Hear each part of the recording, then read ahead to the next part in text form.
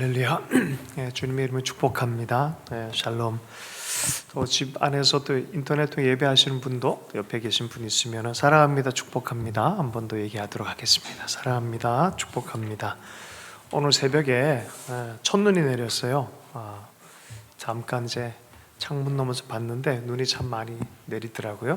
아주 좋은 징조처럼 받아들였으면 좋겠다. 하나님께서 내리는 눈처럼 은혜의 그런 새 첫눈처럼 그렇게 은혜가 임했으면 좋겠다는 그런 마음이 들었습니다.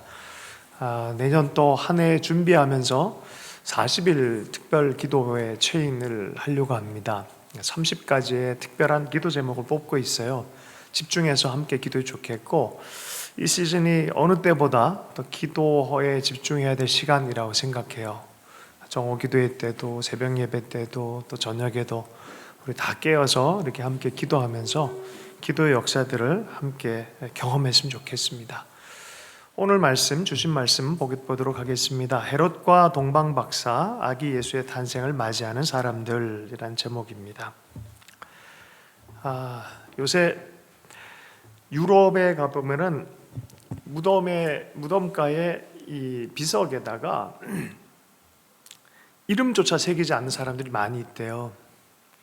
왜 그러냐면은 찾아올 사람도 없고 후손에 대한 기대감도 없고, 그리고 우리 동양처럼 공동체 지향적인 사회라기보다 개인 지향적인 강하다 보니까 또 우리는 우리의 가족의 명예도 중요하고 살아왔던 선조들에 대한 생각도 많이 있는데 그냥 개인적인 삶이 있다 보니까 그냥 인생 그렇게 끝나는 거지 이런 생각이 강해요. 그래서 개별적인 그런 삶, 독일에서는 무덤가에 제가 가면 이름도 없고 아무것도 없고 비석조차도 없는 그런 무덤들이 많이 있다고 합니다. 후손들이 있어도 연결되는 것에 대한 기대감이 없는 그런 삶의 모습이, 현실의 모습들이 반영된 것이 아닌가라고 얘기하는 분의 책을 읽었습니다. 여러분, 내가 누구인지 잘 보여주는 것이 족보예요. 어떻게 보면 어디까지부터 시작해서 여기까지 왔지? 나는 어디로부터 왔지? 라고 이렇게 하는 게 족보예요.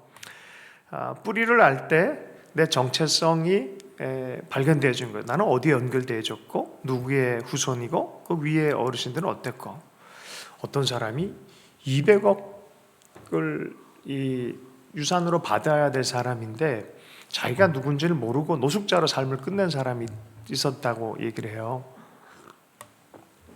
자기가 누군지 모르고 어떤 대상자인지 모르니까 그냥 그렇게 노숙자의 삶으로 끝나버린 사람이 있었다는 거죠.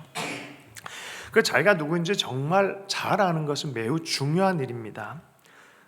때로는 입양된 사람들이 자기 뿌리를 찾는 갈망 때문에 TV 뉴스나 여러 매체를 통해서 자기의 사연을 전달하고 어떻게 해서든지 내 육신의 부모를 좀 찾아보겠다고 하는 사람들이 있습니다. 그가 옳고 그르고 이런 저런 거 다 차치하고 제발 내가 어떻게 태어난지 너무 알고 싶어 하는 거예요. 나는 도대체 내 육신은 어디서부터 왔나라는 그런 이야기를 묻고 싶은 거죠. 그게 뭡니까? 정체성이 혼란스러운 걸 인간은 견디질 못해요. 내 정체성은 도대체 어디로부터 비롯됐나? 개인적 차원뿐만이 아니라 민족이나 공동체 차원에서도 이 정체성을 잘 보여주는 것, 그리고 좋은 정체성을 갖는다는 게 매우 중요합니다. 일제시대 때 우리 식민 지배하에 있을 때 우리 한국 역사를 왜곡했어요. 조선의 역사들을 많이 왜곡했어요.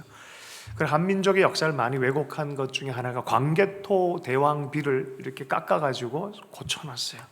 그러면서 이제 고대 일본이 한국을 이 조선 땅을, 이 한반도 땅을 지배했다는 것을 정당화하려고 만들어 놓은 것이죠. 근데 그렇게 해서 한 30년 이상을 이렇게 지배당하고 나고 보니까 우리 지도가 어떻게 보입니까? 호랑이로 안 보이고 토끼로 보이는 거예요. 우리 정체성이 약하게 생각되는 거예요. 사실이 아닌데 사실처럼 믿어버리는 거죠. 그래서 옛날에 태백의 예수원이라는 이 기도 공동체, 또 삶의 공동체를 섬겼던 배천덕 신부님께서 그런 얘기를 하셨어요. 자기가 아무리 봐도 역사와 성경을 자세히 보고 한국에 와서 살면서 진지하게 역사 공부를 하고 이 민족을 연구해 보니까 아무리 봐도 한국은 기억 상실증에 걸린 민족 같다. 과거에 상당히 성경적인 어떤 뿌리가 있는데 잊어버린 것 같다는 거예요. 한국의 신화, 상고시대의 민담들 이런 걸 이렇게 보니까 성경 전신과 너무 맞아 들어가는 거예요. 단군 신화를 봐도 그렇고 그 당시 상고시대 다른 나라는 토템이나 이런 자연신익을 섬기는데 우리는 그러지 않았어요. 하늘의 하나님을 섬겼어요. 참 이상하다, 이 민족은. 성경의 이야기가 상당히 매칭되는 게 너무 많다는 거예요. 지금도 한국학과 성경을 이렇게 연결해가지고 연구하는 많은 분들이 있어요. 성남지역에 가면은 한국학 이 가르치는 게 대학원이 있어요. 국책대학원이 있어요. 거기 안에서도 이런 것들을 연구하고 있어요. 혹자는 이렇게까지 얘기합니다. 창세기에 보면 셈의 장막, 하나님이 셈의 장막에 거한다. 노아의 아들 셈, 함, 야벳이 있었잖아요. 셈의 장막에 거해서 그들을 축복하기 원하고, 근데 그 셈 이후로부터 벨렉이란 사람에 의해서 동쪽으로 온 민족이 있었다. 할렐루야. 들어보셨죠? 한 번쯤은, 그죠? 스발을 넘어서, 시베리아를 넘어서, 바이칼, 천산을 넘어서, 파미르고원을 넘어서 이렇게 넘어와서 왔다. 그러면서 사람들이 노래를 불렀는데 그 노래가 찬송가였는데 아리랑이었다. 뭐 이렇게 얘기하는 분도 계세요. 왜 그러냐라고 물어보면 엘 하나님, 엘 하나님, 성경에는 엘 하나님 나오잖아요. 중동 지역에 보면 엘, 알, 이건 신명이라는 거예요. 하나님의 이름이라는 거예요.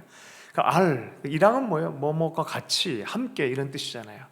알, 이랑, 하나님과 함께 고개를 넘어가세요. 그러면서 이렇게 넘어왔다는 거예요. 그래서 아리랑 민족이라는 책을 쓰신 분도 있어요. 아주 재미있어요. 그런 얘기 들으면. 제가 질문을 했어요, 그분한테. 그럼 쓰리랑은 뭐냐?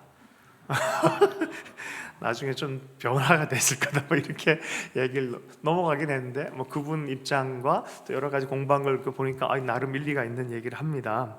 어쨌든 함석헌이라는 우리 민족의 또 스승처럼 여겨지는 귀한 어르신이 계세요. 이분이 뜻으로 본 한국 역사라는 책을 통해서 한국 민족의 고난과 슬픔의 역사 전체를 쫙 보니까 아무리 봐도 뜻이 있다. 어떤 뜻이냐? 성경에 하나님이 얘기하는 그 뜻이 있다. 하나님이 가지고 온 이 민족을 향한 뜻이 있다라는 거예요. 그래서 뜻으로 본 역사라고 한국 민족에 대해서 쓴 책이 있어요. 그건 아주 뭐 공전의 히트를 쳤죠. 우리 전 세대에 웬만한 사람은 이 책을 다 읽었어요. 지금도 유명하게 잘 팔리는 책이에요. 자, 어떻게 생각하십니까? 한국 민족, 이렇게 우리 민족 내 정체성이 하나님과 연결됐어? 이거 듣는 순간에 뭐가 좀 의미가 좀 달라지지 않습니까? 이런 의미에서 마태복음은 이렇게 시작을 했어요. 아브라함과 다윗의 자손 예수 그리스도의 계보라. 아브라함과 다윗의 자손 예수 그리스도의 족보에 대해서 얘기하는 거예요. 아브라함부터 시작돼서 예수님까지다라고 얘기를 하는 거예요. 2절에 아브라함이 이삭을 낳고 이삭은 야곱을 낳고, 이스라엘이 시작한 첫 번째 사람이 누구예요? 이라크 그 땅에서 한 사람을 불러내가지고 가나안 땅에, 이스라엘 땅에, 가나안 땅에 들어가게 해서 거기서부터 시작한 민족이 이스라엘이에요. 첫 번째 조상의 이름이 아브라함이에요. 이스라엘, 너의 역사에 처음엔 아브라함이 있었는데 그 아브라함부터 예수 그리스도까지의 역사이다라고 말하는 거예요. 계보를 통해서 쫙 얘기를 해주는 거예요. 야, 너는 어느 순간에 태어난 게 아니라 이 아브라함부터 시작해서 예수님까지 온 역사다라고 말하는 거예요. 아브라함이 이삭을 낳고 이삭이 야곱을 낳고, 이스라엘의 역사 인식을 볼 때 이 족보 이야기가 굉장히 중요하게 여겨져서 족보가 먼저 1장에 딱 나옵니다. 첫 번부터 예수 그리스도의 족보다라고 하면서 이스라엘 역사를 쫙 설명해 줍니다. 다른 말은 오래전의 역사 자체도 예수 그리스도와 연결되어져서 의미가 있다라고 말하는 거예요. 성경에는 하나님의 언약과 말씀을 이것이 의미가 있다는 걸 대대로 가르치라고 아브라함부터 계속 말해줬어요. 그래서 이런 말이 있어요. 대대로가 뭡니까? 영문으로 보면 generation to generation, 세대에서 세대에 걸쳐서 잘 전달해라는 거예요. 이 말씀과 언약에 대해서 잘 전달해라는 거예요. 윗세대는 아랫세대에게 이 정체성, 하나님과의 언약, 이걸 잘 전하라는 거예요. 잘 이을 때 어떻게 됩니까? 하나님이 아브라함에게 했던 축복과 언약이 똑같이 흘러갈 거라 얘기를 하는 거예요. 똑같이. 이게 대대로예요. 대대로 이 축복이 흘러갈 거다라 말하는 거예요. 시편 33편 11절 말씀에 이것이 하나님의 뜻인 걸 드러내줘요. 여호와의 계획은 영원히 서 있고 그의 생각은 대대에 이르리로다. 하나님 그 당대에만 멈추는 게 아니라 그것이 대대로 이어지길 원하세요. 시편 100편 5절 말씀입니다. 여호와는 선하시니 그의 인자하심이 영원하고 그의 성실하심이 대대에 이르리로다. 하나님의 성품이 대대에 이르는 것에 대해서 이거 하나님의 마음이고 하나님의 계획이에요. 느부갓네살 통해서도 하나님께서 고백받으신 게 있어요. 다니엘서 4장 3절입니다. 참으로 크도다 그의 이적이여, 참으로 능하도다 그의 놀라운 일이여, 그의 나라는 영원한 나라요, 그의 통치는 대대에 이르리로다. Generation to generation, 한 세대에서 다음 세대에 연결되어지는 거예요. 이스라엘은 세계에서 제일 시끄러운 도서관을 가지고 있다라고 얘기를 해요. 왜냐하면 가보면 다 보통은 도서관에는 조용하게 있는데, 아니 이스라엘 도서관만큼은 얼마나 시끄러운지 몰라요. 왜 시끄러운지 아세요? 3명, 2명 딱 붙들고 도서관인데 안에서 말씀과 책들을 딱 펴놓고 이걸 갖고 끊임없이 토론해요. 막 싸우듯이 막 겉에서 보면 싸우는 것 같아요. 막 자기 주장을 하고 막 말씀 가지고 막 해요. 이게요, 학교에 가도 그렇고 집에 가도 그래. 집에서 누구랑? 아버지랑 아들이랑 부모랑 자녀 세대가. 여러분 성경 교육은 그 아비 세대에 달려 있어요. 다른 교육기관이 아니라 근본적으로는 가족 안에 있어요. 그 세대와 세대를 이어가도록 하는 거예요. 왜 그렇게 하세요? 그리고 바로 앞이, 우리 교회 바로 앞에 하브루타 뭐 이렇게 여러 가지 본부 중에 하나가 여기 앞에 있어요. 나중에 저분도 참 강의를 잘 하시더라고요. 방송에도 잠깐 나오시겠는데, 그게 교육법이에요. 이스라엘의 교육법이에요. 부모가 직접 가르치는 거예요. 토론식으로 가르치는 거예요. 여러분, 하나님은 아이가 없는 아브라함에게 99살 때에 찾아오셨어요. 99살 때 아이가 없는 아브라함을 찾아와서 내년에 아이가 있을 것이다 라고 얘기를 해줘요. 그러면서 말씀하신 이후에 이런 얘기를 하세요. 창세기 18장 19절이에요. 자녀가 없는데 이런 얘기를 하세요. 내가 아브라함을 선택한 것은 그가 자식들과 자손들을 잘 가르쳐서 나에게 순종하게 하고 옳고 바른 일을 하도록 가르치라는 뜻에서 한 것이다. 그의 자손이 아브라함에게 배운 대로 하면 나는 아브라함에게 약속한 대로 다 이루어 주겠다. 말씀의 교육이 잘 전승되고 언약이 그대로 전승되고 바르게 가르치기만 하면 너의 약속과 너의 축복은 너의 다음 세대의 축복이 될 거란 거예요. 여러분, 우리 세대, 우리 가정에 이렇게 해야 됩니다. 이렇게 해야 돼요. 우리 부모들은 이 신앙에 대해서 매우 중요하게 생각해야 됩니다. 복에 근원된 아브라함의 약속과 축복이 후대 이스라엘 민족에게 계속 흘러가는 방식입니다. 아브라함은 이런 복을 받았어요. 너는 복의 근원이라 그랬어요. 많은 사람이 너를 저주하면 저주가 흘러갈 것이고 너를 축복하면 축복을 받을 것이라 그래요. 그런데 이 아브라함에게만 해당된 게 아니라 이 말씀을 따라, 언약을 따라 그대로 살아온 자손들에게도 똑같은, 그래서 이스라엘 축복하는 자들은 이스라엘의 축복을 받을 것이고 아브라함의 축복이 흘러온다는 거예요. 이게 우리에게도 있다는 거 여러분 이해하십니까? 갈라디아서 3장에 보면 예수님 안에서 이 축복이 나에게도 흘러왔다는 거예요. 여러분, 그래서 성경을 보면 아브라함의 하나님이란 말이 점점점 시간이 지날수록 어떻게 존칭이 되어집니까? 아브라함과 이삭과 야곱의 하나님이라는 세대에 걸쳐서 표현되어지고 있어요. 아브라함과 이삭과 야곱의 하나님, 제너레이션 투 제너레이션 되어지는 그 하나님, 한 사람의 하나님이 아니라 이제 이 계대를 따라서 이스라엘 전체의 하나님으로 드디어 등장하시는 것이죠. 여러분, 말씀이 매개가 되어지면 아브라함과 그 자손들의 하나님이 되어지는 거예요.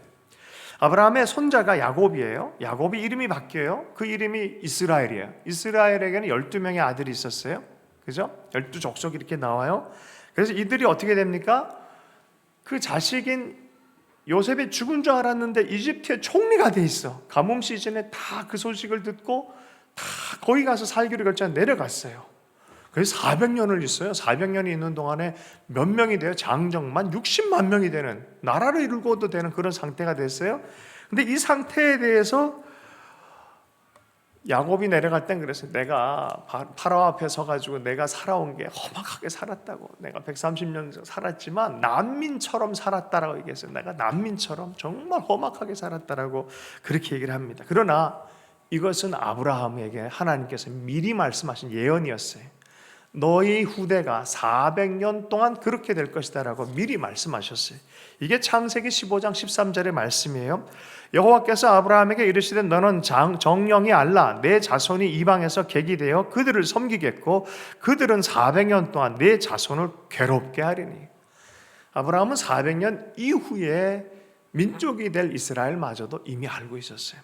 하나님이 말씀하셨어요. 여러분, 아브라함 이후 2000년이 지나고 나서 예수님이 드디어 오셨어요. 그리고 예수 그리스도가 누군지 알았던 스테반이 순교의 현장에서 설교를 했어요. 그 설교에 바로 또 이 장면이 똑같이 등장합니다. 사도행전 7장 6절의 말씀입니다. 하나님이 또 이같이 말씀하시되 그 씨가 다른 땅에 나그네 되리니 그 땅 사람이 종을 삼아 400년 동안 괴롭게 하리라. 2000년 이상의 역사를 그대로 간직하고 그 의미에 대해서 정확하게 얘기하는 게 스테반이었어요. 여러분, 이 말씀과 이 언약을요 이렇게까지 정확하게 파악하도록 제너레이션 투 제너레이션의 그 의미를 그대로 간직하고 있어요.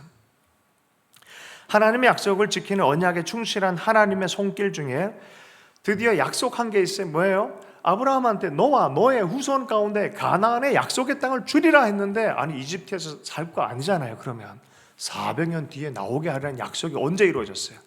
드디어 모세 때 이루어졌어요.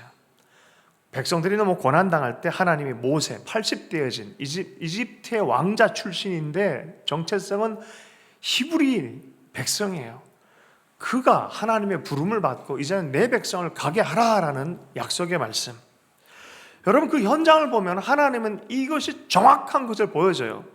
주님이 80년 동안 기다리셨다가 80세 된 모세 앞에 나타나실 때 이렇게 말씀하세요. 출애굽기 3장 3절에서 6절의 말씀 보면 이렇습니다.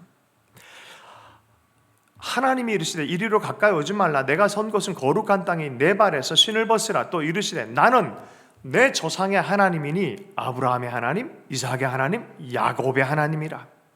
모세가 하나님 배웠길 두려워하여 얼굴을 가리며 제너레이션 투 제너레이션 대신 언약과 약속의 하나님이다 라고 말하면서 내가 너희 백성과 너희 민족에게 해야 될 약속이 있다라고 말하는 거예요. 내 그것을 위해서 너를 보낼 텐데 내 백성을 가게 하라. 이것이 너희를 향한 약속이다라고 말하는 거예요. 8절의 말씀에 이렇게 있습니다. 주님께서 그 부르짖음과 고통을 보시고 드디어 사람을 보내는데 8절 내가 내려가서 그들을 애굽인의 손에서 건져내고 그들을 그 땅에서 인도하여 아름답고 광대한 땅 젖과 꿀이 흐르는 땅 곧 가나안 땅 가나안 족속, 헷 족속, 아모리 족속, 브리스 족속, 히위 족속, 여부스 족속의 지방에 데려가려 하노라. 하나님의 약속은 변함이 없어요. 결국은 이집트에서 광야로 넘어오고 40년 이후에 가나안 땅에 들어가게 하려는 것이 어디서부터 비롯된가? 아브라함부터 비롯된 거였어요. 처음부터 약속된 말씀이에요. 그리고 나서 이제 가라, 내 백성을 가게 하라라고 명한 것이 바로 모세였습니다. 모세가 가서 드디어 애굽에 가서 그 백성을 탈출시키는 과정 전체가 마치 놀라운 구원의 과정을 상세하게 구약에 설명해 주는 것 같아요. 맨 마지막에는 어떻게 있습니까? 어린 양의 피를 문설주에 발라요. 그래서 이 문설주에 피가 발려진 곳만 죽음이 넘어가요. 다른 데는 다 장자들이 다 죽어나가요. 이 집만큼은 넘어가요. 피가 발려져 있으면. 여러분, 예수 그리스도의 피가 발려진 우리는 죽음이 건드리지 못하고 넘어간다라고 말해요. 그래서 영적 유월절. 이 어린 양은 누구냐? 예수 그리스도에 대해서 얘기하는 거예요. 아니, 모세가 광야에서 성막을 이제 봅니다. 하나님 가르쳐준다. 하늘의 성전 그대로 성막을 만들어요. 이게 뭡니까? 죄사하는 방법, 하나님을 만나는 방법, 하나님의 임재가 이 백성에게 거하는 방법을 가르쳐준 것이 성막이었어요. 그리고 절기를 가르쳐주면 절기의 모든 의미가 다 예수 그리스도를 향해서 있다는 거예요.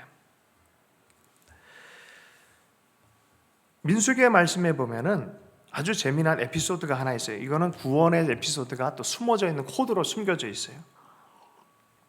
민수기 21장 5절의 말씀입니다. 백성이 하나님과 모세를 향하여 원망하되 어찌하여 우리를 애굽에서 인도하여 내어 이 광야에서 죽게 하였는가 하고 먹을 것도 없고 물도 없는데 나 차라리 애굽에서 있게 만들지 왜 끄집어내가지고 이렇게 고생시킵니까? 라고 하니까 주님이 얼마나 마음 힘드셨겠어요. 원망하고 불평할 때 이상한 일이 벌어집니다. 불뱀이 백성 중에 나와서 물기 시작하고 사람들이 죽어나가기 시작합니다. 여러분, 원망은 불뱀이 나와요. 여러분, 인생 가운데 원망과 비평이 있으면요, 웬만하면 이 불뱀이 나올 수 있어요. 그러니까 이 태도를 교정해야 됩니다. 그런데 주님이 불쌍히 또 여기서 모세를 통해서 어떤 방법으로 치유하시냐면은, 누구든지 장대 위에 놋뱀을 단 것을 보는 자마다 다 살아나게 했어요. 그 놋뱀, 그걸 만들어 세우게 했어요. 다 살아났어요. 죽지 않아요. 자, 그것을 요한복음에서는 이렇게 얘기해요. 요한복음 3장에서 모세가 광야에서 뱀을 든 것 같이 인자도 들려야 한다. 그것은 그를 믿는 사람마다 영생을 얻게 하려는 것이다. 요한복음 3장 16절. 하나님이 세상을 이처럼 사랑하사 독생자를 주셨으니 누구든지 그를 보고 믿는 자마다, 그를 믿는 자마다 구원을 주신다 말씀하십니다. 하나님의 아들의 권세 주신다라고 말씀하고 있습니다.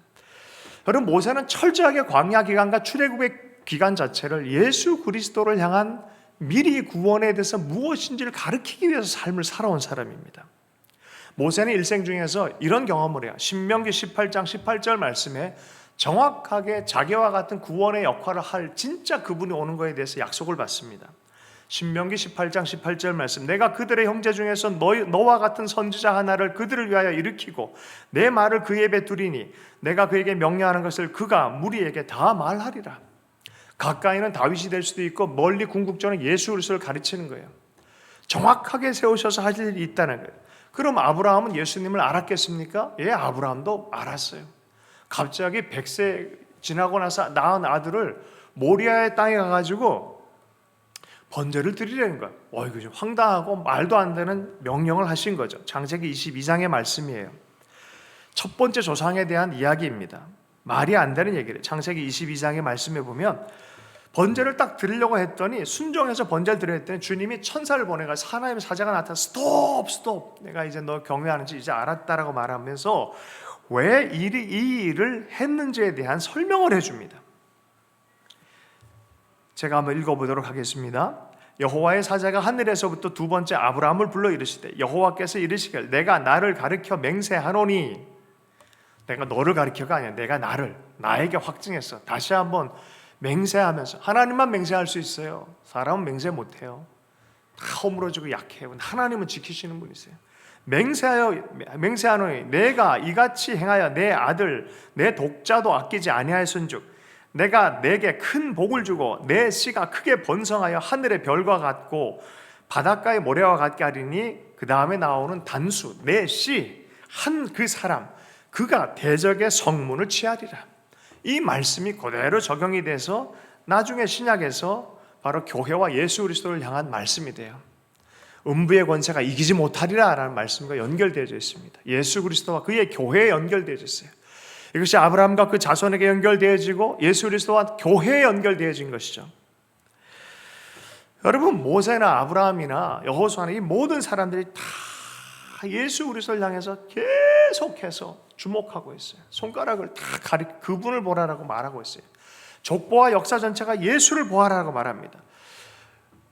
아브라함이 2000년 전이면요, 예수님 오시기 1000년 전에 누가 있었어요? 다윗이에요. 다윗은 어땠을까요? 목동이었어요. 목동 정도가 아니라 아버지가 별로 신경을 안 썼어요. 그래서 학자들은 대부분 이 적자가 아닐 가능성이 있다. 이 아브라함은. 그 왜 아들 다 와서 기름 부음 받고 뭐 이렇게 좀 왕으로 예선할 때도 안 불렀어. 다윗은. 왠지 모르게 얘는 아닌 것 같아. 뭐 이런 느낌이야. 그 성경에서는 분명히 얘기를 해요. 내 부모는 나를 버렸지만이라는 표현을 써요. 아니, 부모가 버린 경험을 하고 있어요. 이런 감정적 경험의 기억을 갖고 있는 사람이 다윗이었어요. 근데 하나님이 다윗을 들어서 왕으로 예선하고 약속하실 뿐만 아니라 진짜 왕으로 만들어주니, 다윗 마음 안에는 자기의 자기됨이 이것이 과연 자기의 힘이었어요? 하나님이셔요? 하나님인 거예요. 그런 고백을 할 수밖에 없는 거예요. 하나님이 이 다윗, 나 이 부족한 자를 세워가지고 이스라엘의 왕이 되게 해주셨구나. 진짜 왕은 하나님이시다. 하늘의 하나님에 대한 이 의식이 아주 명확했어요. 그런데 나중에 신약의 사도들이 얘기하기를 이렇게 얘기를 해요. 사실 다윗은 부활에 관해서 알았다. 예수님의 부활에 관해서 알았고, 두 번째는 진짜 하늘에 계신 예수 그리스도를 보았다라고 증언하고 있어요. 그게 시편을 연구했던 사도들이 증언하는 거예요. 시편 16절의 말씀에 이런 말씀이 있어요. 다윗이 얘기를 합니다. 내가 여호와를 항상 내 앞에 모심이요 그가 나의 오른편에 계심으로 내가 흔들리지 아니하리로다. 그 다음에 이러므로 나의 마음이 기쁘고 나의 영도 즐거워야 내 육체도 안전히 살리, 내 육체가 살 거다라고 얘기를 합니다. 이는 주께서 내 영혼을 수월 지옥에 버리지 아니할 거다라고 말하는 거예요. 그것을 사도행전 2장에서는 정확하게 뭐라 그러냐면 부활에 대해서 이해했다라는 거예요. 근데 정말 다윗은 너무나 놀랍게 구약 인물인데 신약적 신앙생활을 갖고 있어요. 성령에 대해서 알았고요. 정말 하나님 앞에 회개가 뭔지를 알았어요. 회개가 뭔지를 알았어요. 긍휼이 뭔지를 알았어요. 결정적인 시편 장면이 있습니다. 시편 110편의 말씀입니다. 제가 자주 인용하는 말씀이에요. 여호와께서 내 주에게 말씀하시길 내가 내 원수를 내 발판이 되게 하기까지 너는 내 오른쪽에 앉아 있으라 하셨도다.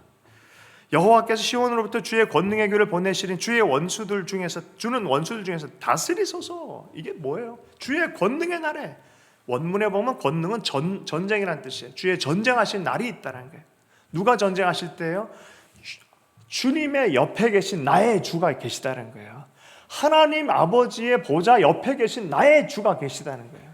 그분이 원수가 발판이 되기까지 앉아 계시다가 마지막 전쟁의 날에 주님께서 통치하실 완전한 권능의 날이 있다는 거예요. 그때 새벽이슬 같은 젊은 청년들이 나서 헌신하는 강력한 젊은 세대의 부흥의 역사들이 있을 거다라고 누가 봤다?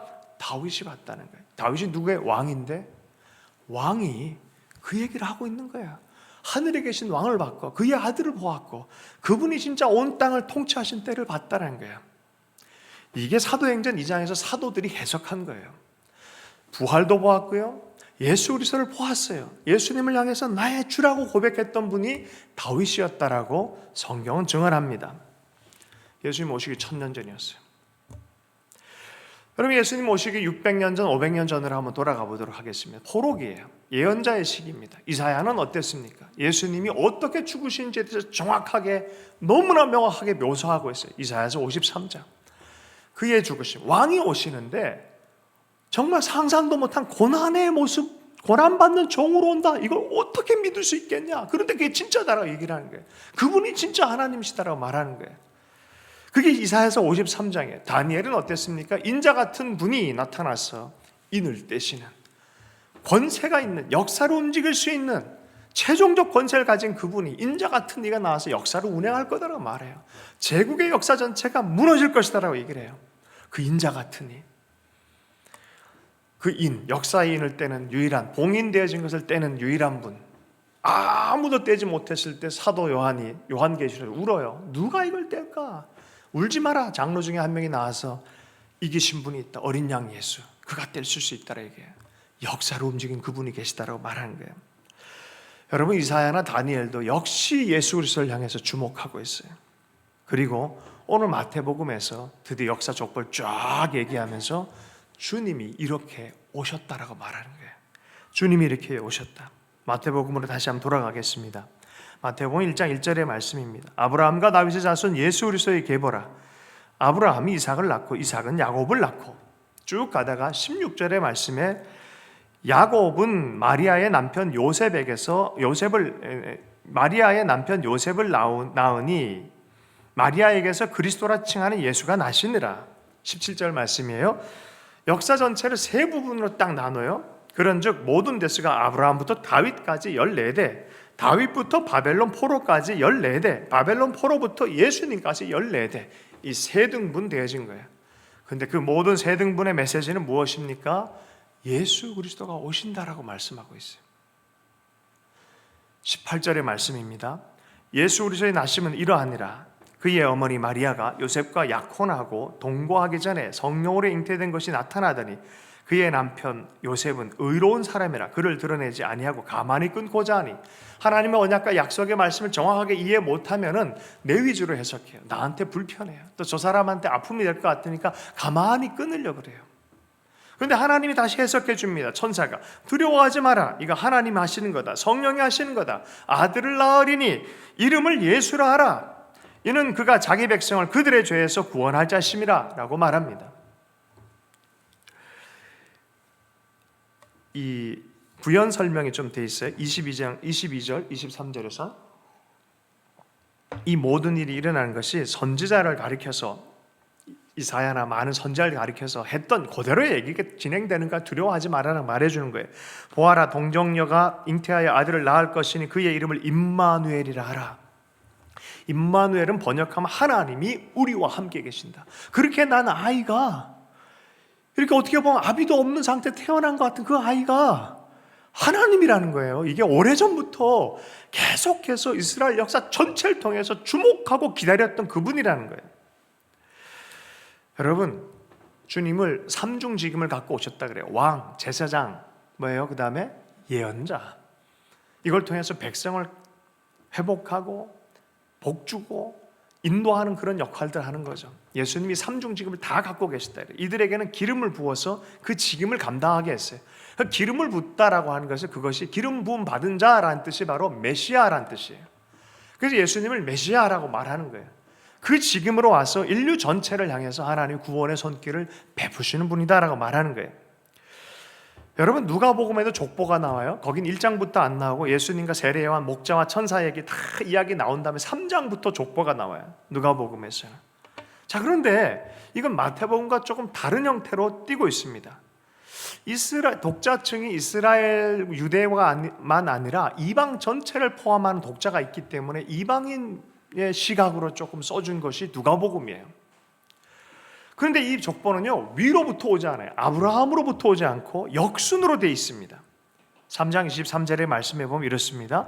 예수께서 가르치심을 시작할 때 30세쯤 되시니라. 사람들이 아는 대로 요셉의 아들이니 요셉의 위는 헬리오. 이렇게 시작해요. 요셉의 위는 헬리오. 24절 그 위는 맏다시오. 이렇게 쭉 올라가요. 그렇게 올라가다 보면 누가 나옵니까? 다윗의 계보를 지나서 드디어 아브라함까지 올라갑니다. 그럼 거기서 끝나야 되는데 거기서 끝나지 않아요. 유대인이면 거기서 끝나도 되겠지만 더 올라갑니다. 어떻게 올라갑니까? 25절에 벨렉, 상고시대, 우리 민족이 이렇게 흩어졌다고 믿어지는 그 상고시대로 올라갑니다. 벨렉, 노아의 시대까지 올라갑니다.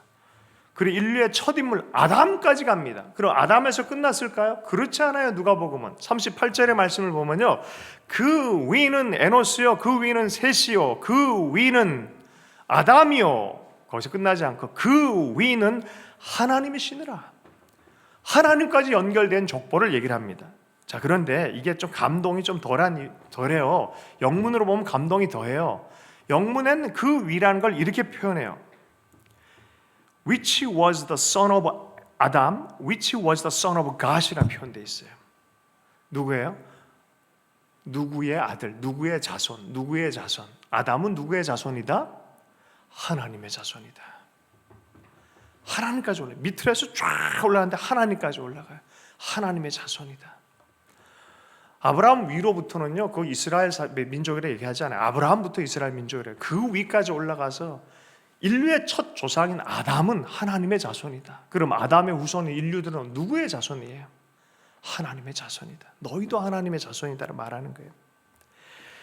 따지고 보면 하나님은요, 이스라엘만의 하나님이 아니에요. 인류 전체를 향한 이 하나님 아버지, 너희들 내 자손이다라는 것, 잃어버리고 잊어버리고 망각해버리고 모든 것들을 다시 일으키기 위해서 이스라엘을 다시 일으켜서 열방을 위해서 이걸 전하라고 선택해놨는데 이스라엘이 왔다 갔다 했던 거예요. 왔다 갔다 했던 거예요.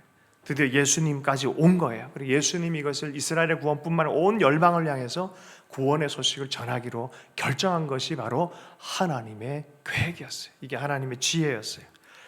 그래서 로마서에서 하나님의 깊도 다 하나님의 지혜라고 로마서가 말하는 거예요. 이스라엘이 받아들이지 않았지만 이걸 통해서 열방 구원의 원래 계획대로 인류 구원으로 하나님이 진행하신도다라 말하는 거예요.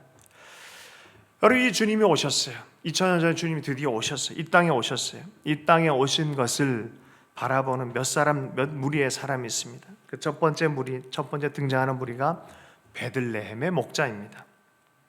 양치는 사람들이었어요. 이 사람들은 양을 많이 돌봤는데 제가 그 현장에 가보니까 이 양들이 전통적으로 그곳에서 양치는 사람들은 예루살렘의 이 성전에서 제사를 드릴 양들을 관리하는 사람들이었다라는 얘기를 들었어요. 그러면 이 목자들한테 나타난 이유를 이제 아는 거예요. 그냥 아무 목자한테 나타나지 않았다는 거예요. 성전의 어린 양들, 제사 드릴 양들을 목동하고 있는 그들에게, 그 의미에 대해서 아는 사람에게 나타났다는 거예요. 그리고 기쁜 소식을 전해준 거예요. 그리고 얼마나 마음이 뜨거웠겠습니까? 그러니까 찾아가서 우리가 이런 소식을 들었습니다. 마리아, 요셉 이러면서 맞이하고 경배하고 하는 일들이 있었습니다. 자, 두 번째 마태복음에 등장하는 인물들이 있습니다. 이 사람들은 예외의 인물이에요. 이것은 앞부분의 유대인의 대표라면 뒷부분의 이 동방박사는 어떻게 보면 열방, 이방인들의 대표예요. 유대인 사람들이 아니에요. 그곳에서 온 사람들이에요. 어떻게 왔어요? 이 사람들은 별을 보고 왔대요. 마음에 감동돼서 왔대요. 아무래도 성령께서 이렇게 감동시켜서 온 것 같아요. 별 보면서 이스라엘에 만왕의 왕이 나고 만주가 난다 그랬는데 그를 찾아서 경배하러 왔다라고 예루살렘까지 찾아와가지고 막 소문을 내니까 예루살렘 전체가 소동이 됐다라고 성경은 얘기를 하고 있어요. 누가 특별히 신경 썼겠어요? 그 당시 헤로드 왕이 신경을 쓴 거예요. 그런 소식이 있단 말이야? 뭐야 이거? 하면서 드디어 학자들을 다 소집을 했어요. 성경학자들, 알만한 사람들 다 소집을 해가지고 공부를 합니다. 그 말씀에 보면 이렇습니다. 왕이 모든 대제사장과 백성의 서기관들을 모아, 대제사장, 서기관, 성경에 능한 사람, 유대인의 역사에 대해서, 하나님의 역사에 대해서 잘 아는 사람들 다 불러 모아가지고 성경 공부를 연구회를 합니다. 그래가지고 결론을 이렇게 내렸어요. 그리스도가 어디서 나냐? 물었어요. 기름 부은 자가 어디서 나냐? 물었어요. 그래서 15절에 이르되 유대 베들레헴이 오니 이는 선지자로 이렇게 기록된 바 또 유대 땅 베들레헴아 너는 유대 고을 중에 가장 작지 아니하도다. 내게서 한 다스린 자가 나와서 내 백성 이스라엘의 목자가 되리라 하였음이니이다. 성경 연구 잘했어요. 정확하게 정답을 딱 했어요. 그리고 헤롯이 가만히 박사들을 불러가지고 동방 박사를 불러서 별이 도대체 언제 나타났냐? 그 기간 해보니까 애가 언제 태어났겠다. 아기가 언제 계산이 되잖아요. 베들레헴에서 태어난 아이들. 결론이 났어요. 자, 그런데 동방박사는 드디어 발견하고 가서 금과 모략과 유향을 두고 하나님이신 아기 예수께 경배하고 기쁨으로 돌아가요. 하나님을 만난 그 마음으로, 그 아기를 만난 그 마음으로 돌아가는데 꿈 중에 성령님 지시를 하세요. 야, 헤로데겐 가지 마라. 그건 악마적 권세다. 돌아가라. 집으로 돌아갔어요. 헤롯이 드디어 알았어요. 돌아가고 속은 걸 알았어요. 그리고 나서 성경 공부한 결론을 가지고 그때를 다 해가지고 2년 정도 터울, 멀리서 왔으니까 한 1년, 2년 걸렸을 거 아니에요. 그 터울에 태어난 어린아이를 다 죽여버려요. 여러분, 성경 공부는 이렇게 하면 안 돼요. 정답은 발견했는데 적용이 진짜 무서워요. 하나님의 뜻을 딱 알았다면 그것을 발견하고 그 앞에 경배하고 무릎을 꿇어야 되는데 그걸 보고 나한테 이익이 안 될 것 같으니까 그것을 통해서 하나님을 공격하는 결론을 내려버린 거예요. 여러분, 그 어둠의 역사들의 체제들은 늘 역사 안에 있었어요. 이 두 역사 안에서 우리는 선택의 길이 있어요. 헤롯의 길이 있고 동방박사의 길이 있어요. 우리가 크리스마스 시즌입니다. 우리의 마음이 주님의 말씀을 알았다면 우리의 마음은 어떻게 하겠습니까? 우리의 마음이 정말 어떤 곳에 불붙고 있습니까? 여러분, 성경 공부하는 것으로 만족하면 안 돼요. 답낸 걸로 만족하면 안 돼요. 어떤 마음으로 이것을 대하느냐가 더 중요합니다. 크리스마스, 주님 오셨지. 이걸로 결론 내면 안 돼요. 어떤 마음으로 이 시즌 앞에 하나님 앞에 머물러 있느냐가 중요합니다. 여러분, 이 시즌 안에 정말 주님 앞에 나서 경배했던 하나님의 사람들과 같이 되길 축복합니다. 중요한 시즌이에요. 정말 중요한 시즌. 그리하다면 그 첫 번째 크리스마스처럼 우리 마음 안에 주님을 배움는 경험들, 주님과의 첫 만남의 경험, 그 놀라운 기쁨들을 하나님께 주실 줄로 믿습니다. 아브라함부터 시작해서 다윗까지 계속해서 내 목숨보다 더 소중한 하나님이라고 고백하면서 모리아를 올라갔었고, 다윗도 그런 고백을 했었고, 하나님의 사람들은 주님을 중심에 여기면서 나아가는 순간순간마다 하나님이 이상한 일을 행하십니다. 그 마음으로 다가오는 자들에게는 하나님의 카이로스가 임하기 시작해요. 그러면서 그것을 깨달은 그 사람에게도 동일하게 하나님의 역사, 하나님의 구원의 반열, 하나님의 구원의 족보를 이어갈 동일한 언약과 약속과 축복을 허락하고 계시다는 것입니다.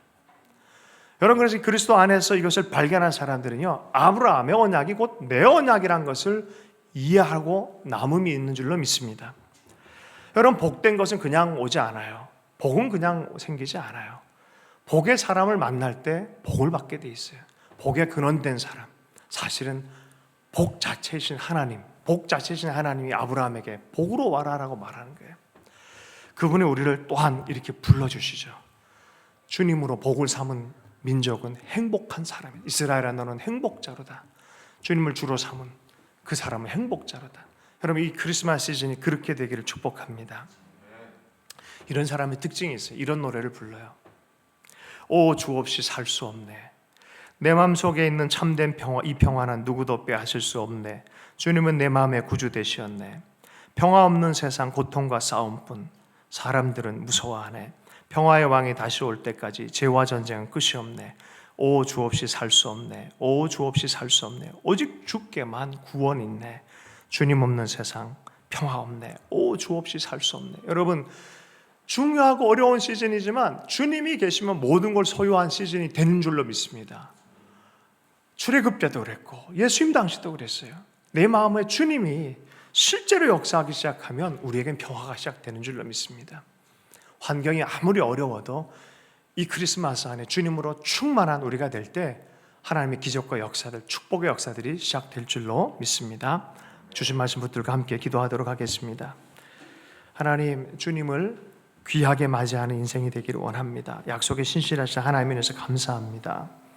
이스라엘의 역사 가운데 약속들의 아들을 드디어 보내주셨고 하나님의 사랑과 그 아들을 통한 구원의 언약을 믿음으로 얻을 뿐 아니라 하나님의 자녀와 하나님 나라의 유업을 누리고 이어가는 구원자 대상으로 삼아주셔서 감사합니다. 듣게 하시고 알게 하시고 영접하게 해주셔서 감사합니다. 이 믿음 위에 승리하는 하나님 인생들 되게 해주시고 이 크리스마스 시즌이 주님을 더 기뻐하고 섬기며 경배하는 시간 될 수 있도록 역사하여 주시옵소서. 감사하며 예수님 축복하며 기도했습니다.